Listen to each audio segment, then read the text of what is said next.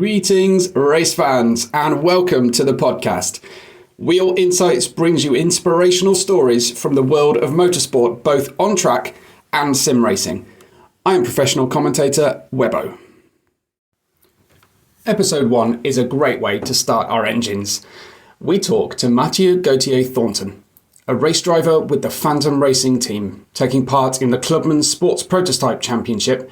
Think a front-engine version of an LMP2 car. This happened to be a super successful few days for both Mathieu and his team, which we'll get into, of course, and we dive deep into his fascinating story so far. So, without further ado, here's Mathieu.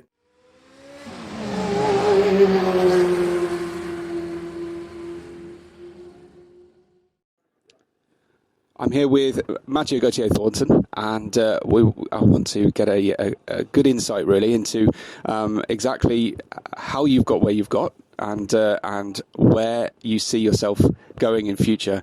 But really, you caught my eye initially at this series because you mentioned to me that you were a sim racer prior to now being a track racer. So I guess I'm interested in that journey for you. But maybe let's start with something like, what's your first racing memory, for instance?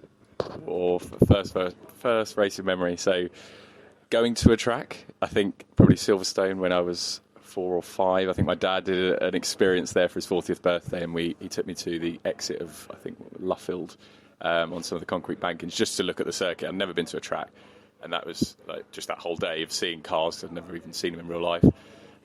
Was pretty cool. An actual race, probably the 2016 Abu Dhabi Grand Prix. It was the first sort of real motorsport memory that I've got, and actually going to a race.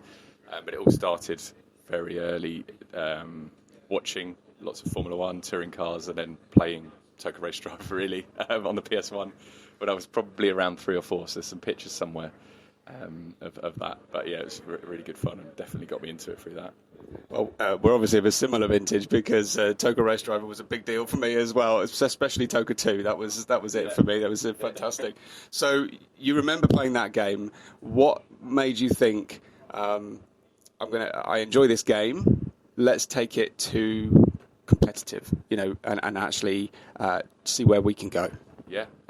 So, I mean, I was probably only around 4, I think, when Toka Race Driver was out. So I was more interested in, I'll be honest, crashing and doing as much damage as possible. It was probably more of a burnout type game than a Toka game at that point for me.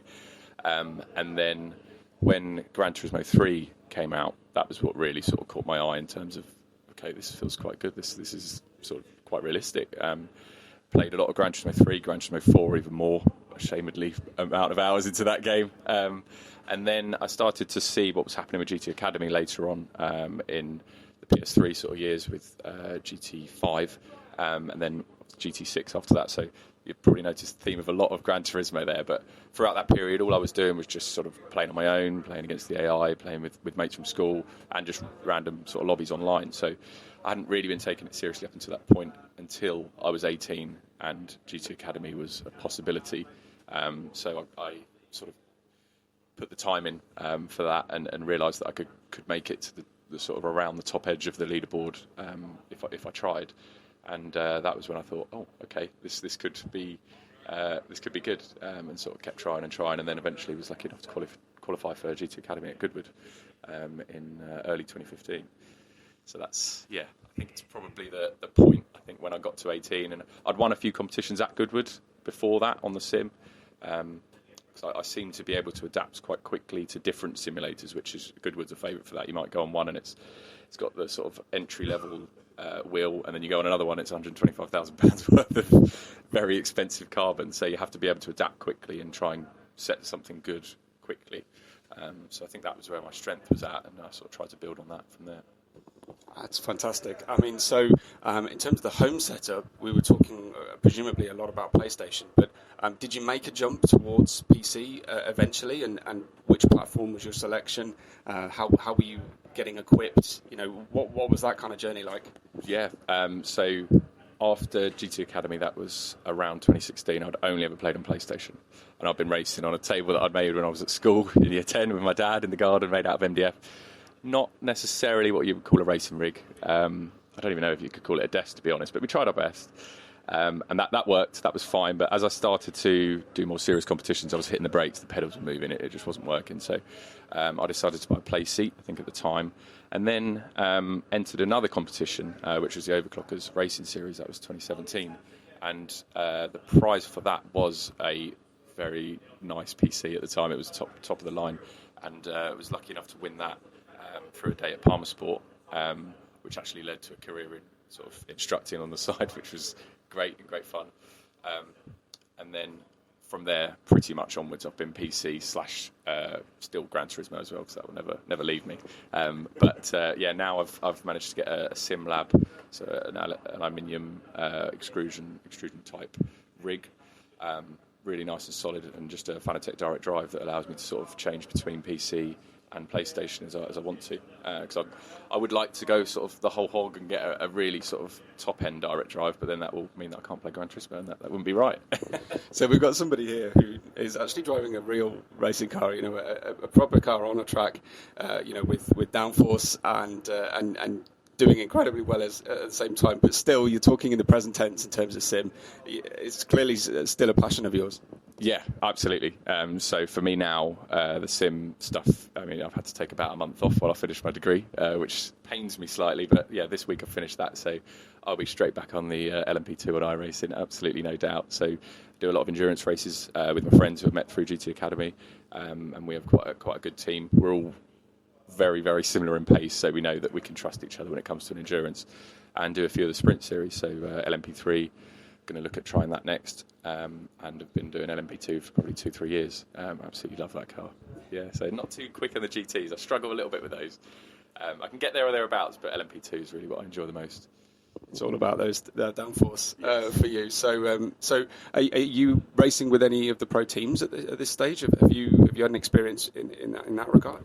No, I've never done that. I've done a few World Championships back in the Project Cars days, so probably 2018-19 sort of time.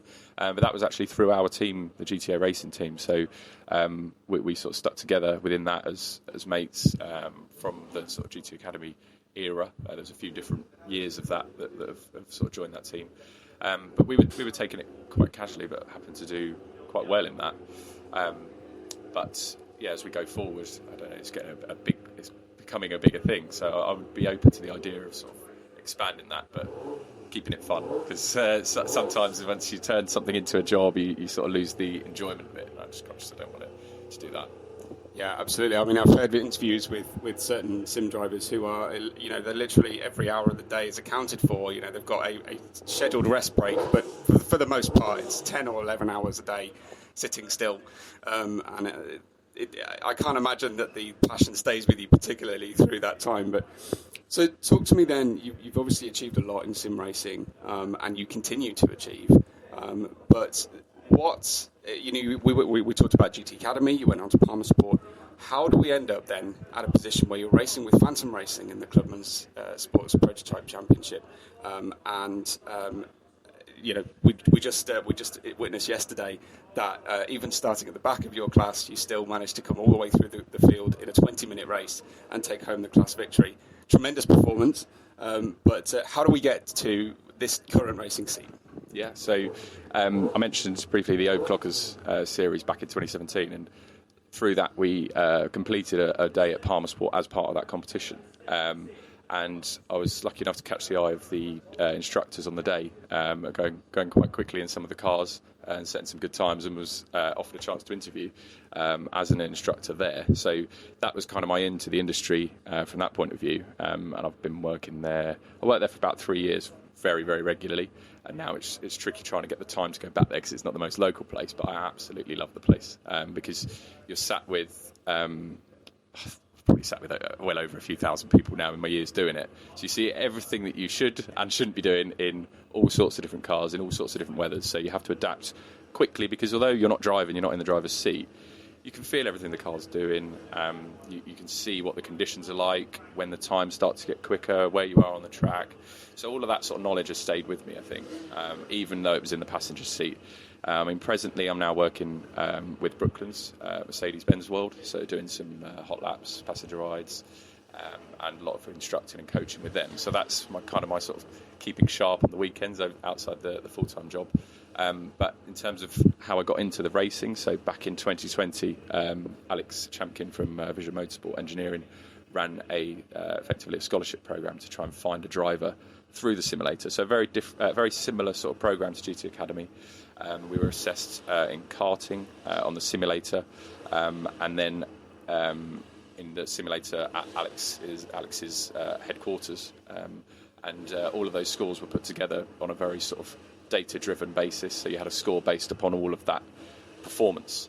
So there wasn't quite as much judgment into it. It was more sort of, if you're quick, you can progress through the competition. And I was lucky enough to win that back in 2020 or 2019, I think it was. Alex very kindly let me delay that through COVID because the series, and as everyone was, sort of moved around quite a bit. And then I've been fortunate enough to carry on through that and keep building on it year on year. So it's going great. I'm loving it. The cars are fantastic.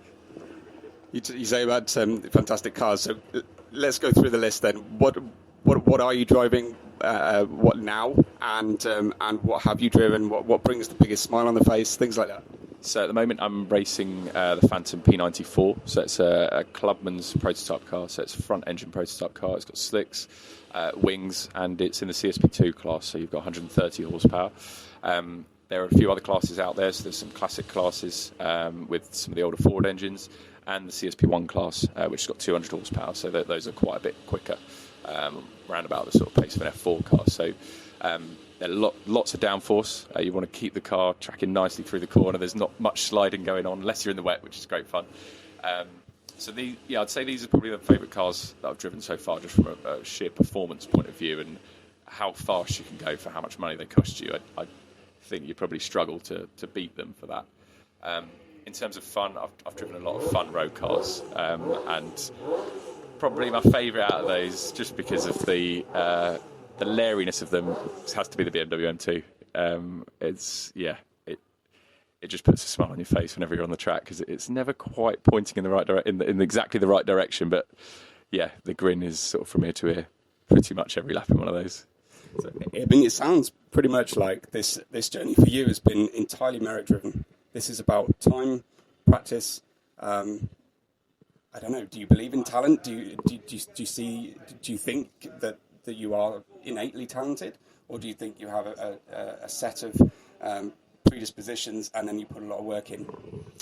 It's a good question, because I've sat with so many people in cars, and you can see people who have never done it before can get in a car and they can get within a second, and that's quite impressive. And you think someone like that can be developed through tuition, coaching, and I think they can absolutely get there. And I think that's pretty much the sort of the journey of it. It's just working at it. And I mean, I've been fortunate enough to do that in the sim, where I haven't had to go out and spend the money every weekend going karting when I was a kid, because it's just so prohibitive, the cost, as we know, in motorsport. So for me, the sim allowed me to develop that muscle memory, I think. And I don't really know how many hours I've put in. It's got to be in the thousands easily, throughout the sort of iRacing, GT Academy and all that. But it just allows you to sort of make the mistakes in the virtual world that hopefully cost you less and allow you to make sort of better use of your time when you get into the real world. So I think, most people can get there. Whether you've got the sort of feel to really get to the final bits, I think that's something you might be sort of have a tendency to get towards. But it's a really difficult question. I don't know, actually. I've thought about it, because you see some people who just really pick it up, and some people just, it's not for them. So it's unusual. I mean, what's great, I think, is that, as you say, effectively you've saved an awful lot of money and investment to get to the point that you're at right now. Have you been courting sponsors? Have you had to kind of find investment at this stage, or like I say, is this kind of a lot of prize base and race offers? Yeah. So I mean, it's difficult because I'm never the person to go and sort of shout around about it in people's faces and things, which I just struggle with that. But I'm very fortunate this year to have some support from Alex Champkin and Vision Motorsport Engineering through the Phantom Racing Cars company. So we made that work for this year and for the previous years. So yeah, I mean, hopefully we can keep doing what we're doing on the track, and then the results will sort of speak for themselves, and I can look to build upon that and try and put something together. I struggle to to sell myself. I'm good at selling other things. I can sell bikes and cars, but yeah, myself, I'm not too sure on yet. And it's very, very heartening to hear that side of motorsport, because too often, you hear in maybe the generation before that many people were priced out of this opportunity, and this is the great equaliser of sim racing. Yeah. You can hear all the engines, of course, being tested in the background, but we are actually sitting right now in the motorhome of Phantom Racing, so they've been very kind to offer the hospitality. But so you're currently in the second tier of the Clubman Sport prototype. Do you have an eye on the top tier, or will this always be a team where the team runs one in each? And therefore, to progress, you may have to grow and move forward. Yeah, so I've seen the CSP1 car out for a couple of years, and it's a fantastic car. There's absolutely no doubt about that. Alex and the team have done a really, really good job in designing something that is just really, really quick. And I've seen it go past, because it's obviously multi-class racing, and the sound it makes, the way it looks on the track, I think it's fantastic. I've definitely got my eye on having a go in one, for sure. If we can make it work, I'd love to have a go in one and see what it can really do. Because yeah, you see it around the track. It's most tracks, it's probably around 3 to 5 seconds, depending on the sort of circuit. Snetterton was a bit more; it was around 8 to 10, just because you've got so much more power, so you're carrying a lot of corner speed. So for me, yeah, it's definitely an aim to get a go in one of those, because that's at the sharp end of what you can do in club racing. And you mentioned that this gives you a lot of satisfaction, this type of car. So is the next logical step for you potentially Radicals or LMP2? What do you think is possible? That's a difficult one. I mean, like I mentioned iRacing in the LMP2 car earlier. That would be a dream. That is a definite dream. We go to Le Mans every year and sit in the stands and watch, and it just looks incredible. Those cars are always something that I would love to aim for. If we can make it work, then definitely. But I'm just aware of the sort of costs surrounding that. So yeah, it would be a boyhood dream, absolutely, to do that. So I think from here we'll try and see if we can drive the one car and see what happens with that. And then go from there. I'll just sort of take each day and enjoy it, because at one point I was just playing games and enjoying it from that. So to get to this point, every time I go out in the car, it's like this is real. I'm here. I'm doing it. So yeah, just enjoying it as it comes, really. You can't see the smile on the face here, but I'm sure that you can hear it in the voice, no end. I mean, it's a tremendous story so far.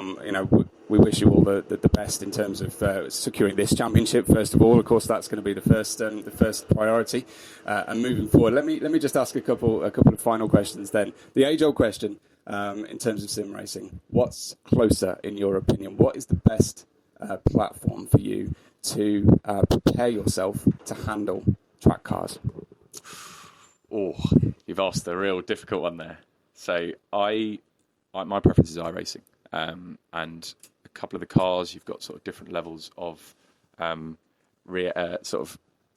are more realistic than others, let's say. So the Formula 4 car in that, I really enjoy using that to prep for this, because although they're quite different cars, one's front, one's mid-engined, and then one's quite a bit quicker, so the F4's cars are just a little bit faster. I find that the braking is very, very realistic in that, and it's the way the tyres feel, so they get up to temperature, you can feel that quite nicely through the wheel, and the way they get too hot as well, that's very realistic. If I just want to have a mess around in a road car and do some drifting, iRacing's not the one, because there's not really any road cars in it, but Assetto Corsa is fantastic for that as well. But then Gran Turismo throughout sort of blends a nice sort of simulator-esque feeling across everything that it does. And some of the road cars in that I've driven in real life as well, and it's difficult to sort of say that it's not as good as it can be for that. So I'm really impressed with the latest one, especially. So I guess it depends on the car, depends on the track. Final question: so far of all the tracks that you've tried, where have you been most successful? And is the same answer to the question? Where do you have the most fun? So it's the same answer. Imola. I absolutely love that track.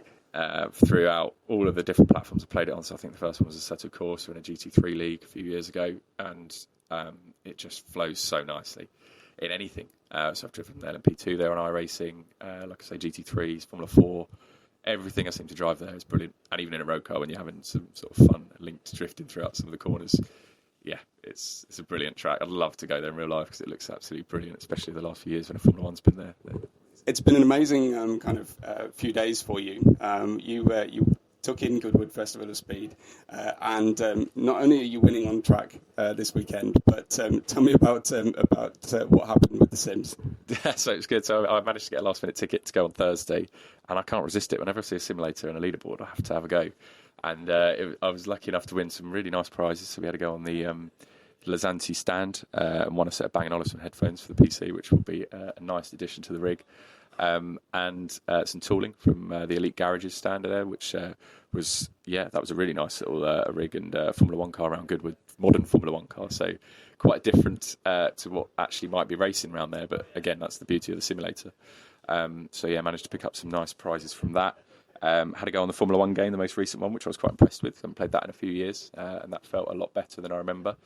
I think the favourite of the day, the Lazanti one, I mean, it's very rare that you get to have a go on a simulator like that, because I think that was made by a company called Tech and Sim, and that was around 125 grand's worth. So, yeah, quite inaccessible for the general sort of punter, but the feeling that you got from the car, even after I was actually tricked by the guy who said it was a Senna GTR, and it was actually an F1 GTR. So anyone who knows the McLarens, they're a little bit different, as I found when I got into turn one, but managed to pull it together for a clean run, and I think I was quickest by about 1.1 seconds on that one. So it was it was good fun, and people through the day were getting frustrated trying to see that time and wonder how it got there. So yeah, it was good. It was pretty on the limit for only the third run, I think. So great. Well, I mean, what a fabulous chat. And Mathieu, I'm sure everyone listening will back me in saying, we wish you all the best going forward.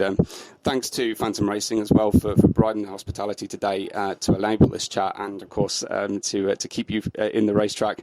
If there's anything else you want to say or leave the audience with, then please do so. But hopefully more success, and we'll keep our eye on you.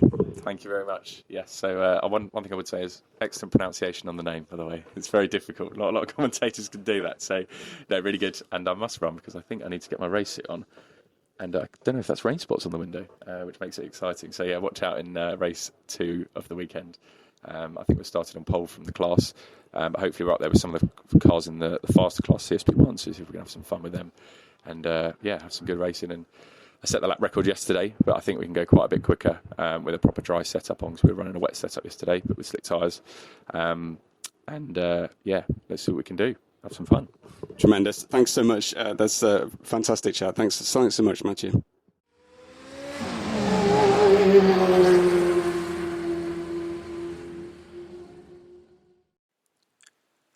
After we talked, Mathieu went on to win all 3 races in class on track, including a 4th overall. He took the lead in the championship, and Phantom Racing won a total of 5 out of 6.